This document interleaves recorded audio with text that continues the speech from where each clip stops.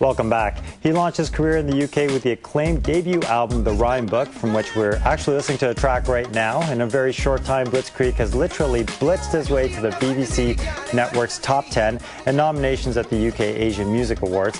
To tell us of his many exciting collaborations and his journey from Toronto to the UK, he joins us in studio. I love having a wonderful artist like you in studio because we get a chance to actually raise it up a notch with beautiful beats and stuff. So welcome to the studio. Thank you very much for having me. I have to ask you right off the top, how did this start for you, hip hop, and where did all this come from for you? It actually started at an early age. When I was 12, I used to misbehave in class, and my teacher would tell me, you know what, if you behave yourself, at the end of class, I'll let you come up and perform and rap for the class. Oh. So, I would behave myself during school, and at the end of the day, I would go up there and get to do a 5 or 10 minute performance. And from there, my love for music just really grew. Now, back then, were you just mimicking artists that you actually enjoyed listening to, or were you? I was actually writing my own raps, oh, wow. And I used to look in the yellow pages because I didn't know any better. I used to look in the yellow pages for record companies and call them and be like, hey, I want to rap, can I get a record deal? Sure. And they were just like, how old are you? And I'd be like, 12. And they're like, yeah, maybe in a few years. But you can't replace passion, right? So Exactly. Your passion was there early. And I know that passion has sort of translated into some healthy collaborations and movement to the UK. Right. Let's talk a little bit. First of all, I'm curious, I have to ask you, the name. Yeah. Yeah, I've heard of everyone from Humpty Hump to MC Hammer. Yeah. What's with the name? Well, I initially wanted to go with Humpty Hump, but it was taken. But the name Blitzkrieg is something really personal to me. I was named Blitzkrieg by my close friend Robbie Gutterwall, which was murdered in 2003. November 12th was actually his 5-year anniversary of his death. And when he would listen to me rap, he'd be like, it's like a blitzkrieg, because a blitzkrieg is a war strategy used by the Germans in World War II, which means lightning war for an unexpected attack. Right. So he'd say, when you rap, it's like a blitzkrieg, an unexpected attack, because no one expects a Punjabi guy to rap well. Right. So, after he passed away, it's more of a homage to his legacy, and I live my career basically for him now.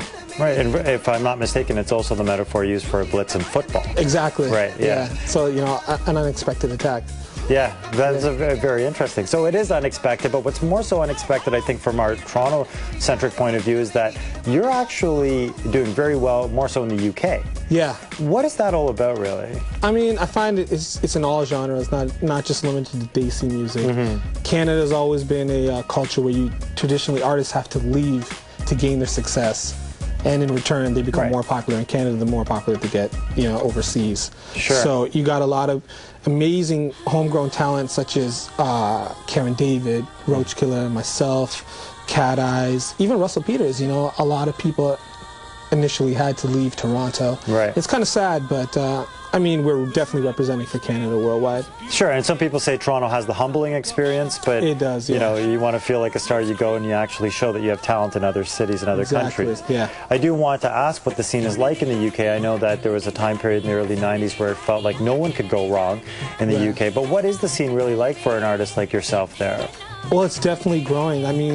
In UK, they're all second and third generation Desis, so the infrastructure is established and it's there. The BBC has an entire radio station called the BBC Asian Network, dedicated to Desis, and there's video stations kind of like Much Music and MTV, like Brit Asia and Z Music, which really focus on Desi music videos. So you can actually become a celebrity and a star and make a living off your music in the UK now. And is there a generation that's gone through it now? I guess, the earlier forms of Apache Indians that paved the way, etc. Yeah. Are there multiple versions of that now in the UK? And are they coming from multiple countries, not just Canada? Definitely. There's groups like Outlandish, where it's Pakistani and Indian rappers, I think from Norway or Sweden. So UK is really a hub where artists from all over the world will come to really expose their South Asian talent. Now, it used to be a while ago, in order to get your demo tape done and in order to get into the studio, you had to save a lot of money. And in fact, hip-hop, has some funny stories about how people would have to save money and make money to get into the studio. But now with technology, collaborations are a lot easier, and you've collaborated with some great people as of late. What is the collaboration process like with somebody like Roach, and how do you guys get together and make your music? Well, fortunately, me and Roach are both from Toronto. We've we had some common friends, and that hooked us up, and we started making music together. But we realized in order to make an impact as Canadians in the UK, we need to stick together. So we have this bond and this network of artists such as the Cat Eyes and the Roach Killers and the Blitzkrieg, where we'll always constantly tour together and make songs together to really make kind of a front, a Canadian front, in the UK, and we invade the UK. And it's interesting, recently Classified just got signed, who's somebody who's been working, he's 11 independent albums in Canada alone, Right. And do you think that's what's going to happen with this scene, with the Desi scene, where you're just going to have to continue to put out the independent stuff in this country before, North America latches onto it?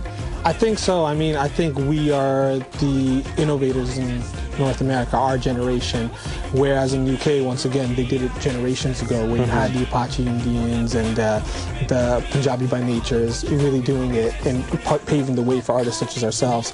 Now in North America, it's the Roach Killers, the Blitzkriegs, the Dishas, and whatever, to really create these infrastructures. And I love the collaboration that you guys are doing now, because you all have very different sounds. Even the song that we love to play, the remix of that song, we always, Pariche is a wonderful Hindi singer. Amazing. And you've got your skills on the mic, whereas Roach has that distinct sound, the blend of, from his Shaba to his, Sean Paul, he's got the mix of all of that. Right. But I have to ask, your biggest influences, who are they? Traditionally, underground New York hip-hop artists from the early 90s, like Nas or Black Moon or Mobb Deep. I really grew up in that early 90s hip-hop when hip-hop was still hip-hop and it wasn't pop, Okay. Now, there was a time period, too, where your Nas's, your Dre's, Jay-Z even was gravitating towards the Desi sound. Right. Why do you think that marriage really hasn't happened yet, where hip-hop has really been penetrated by South Asian producers and artists? I think it's because we tend to not support our own, realistically. I mean, the song was a great song, but how many people actually went out and bought it? Yeah. And, I mean, that can't just simply be blamed on the South Asian community. I mean, just downloading has played a huge factor in music nowadays, where labels are just hesitant to take a risk and a chance. Right. It's kind of it's a mold. They have a mold, a certain mold now, and they're just following it. Okay, so I'm going to put you in your hip-hop dream sequence right now, okay? Okay. And I'm going to give you 2 producers that you can work with for your first major label release. Who would they be? That's easy. A.R. Rahman and Dr. Dre together. A.R. Rahman and Dr. Dre. Together on a song. Wow. Easily. And then you're remaking your favorite song of all time with one of your favorite artists. What song is that? Paid in Full with Rakim. Paid in Full with Rakim, which has been done a few times, unfortunately. Yeah, but it's been done a few times. Or maybe Calabria. Okay, and then of course I want to talk a little bit on the Bollywood side. Do you have any aspirations to sort of bring your flavor of hip-hop to that industry? Definitely. I mean, that's where the hot spot is nowadays. Bollywood is essentially bigger than Hollywood now. Sure. So, I think they're just waiting for... I've noticed a more shift towards more urban music and urban sounding. Abhishek was even rapping in Bluffmaster, so if Abhishek could do it, a rapper could do it. He's actually got a song with Wyclef. Yeah, he does actually. In Dostana as well, which we've been previewing quite a bit. Yeah. So it should be interesting.